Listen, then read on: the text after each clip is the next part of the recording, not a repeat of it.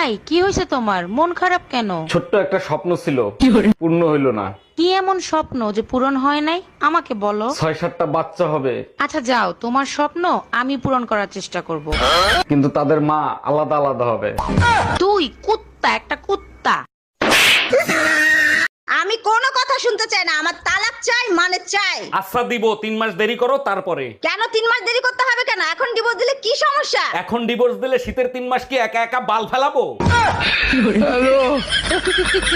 আরে ও দাদা, আপনার লুঙ্গির পেছনটা তো ছেঁড়া, জয় বাংলা দেখা যাচ্ছে। লুঙ্গিটা সামনের দিকে একটু ঘুরিয়ে পড়ুন। আচ্ছা দাদা, আপনাকে একটা কথা বলবো। হ্যাঁ বলেন। লুঙ্গির পেছন ছিঁড়া জয় বাংলা দেখা যাচ্ছে, সে তো আমি মারলাম। হ্যাঁ। ঠিক আছে, এবার পেছন ছিঁড়া লুঙ্গি সামনের দিকে ঘুরিয়ে পড়লে তোমার সোনার বাংলা দেখা যাবে।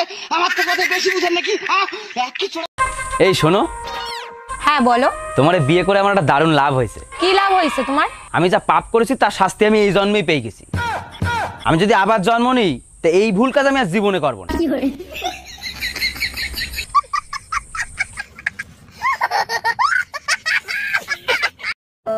হাঁটো কি রে মধু, তোর বড়র কি হয়েছে? আর কোশ না, মিনচে ঠিকঠাক টাইমে খাবে না, এখন দুর্বল হয়ে পড়িছে। ও মা, তাই একটু দুধ টুধ খাওয়াতে পারিস না নাকি? তা দুধ তো আমি রোজই খাতি, কই খাই না, খালি হাতাই। বাড়িতে কেউ আছেন? আসি, আমরা আদমশুমারি থেকে এসেছি। আপনার নাম কি? গোলাপি। তো আপনার হাজবেন্ড কোথায়?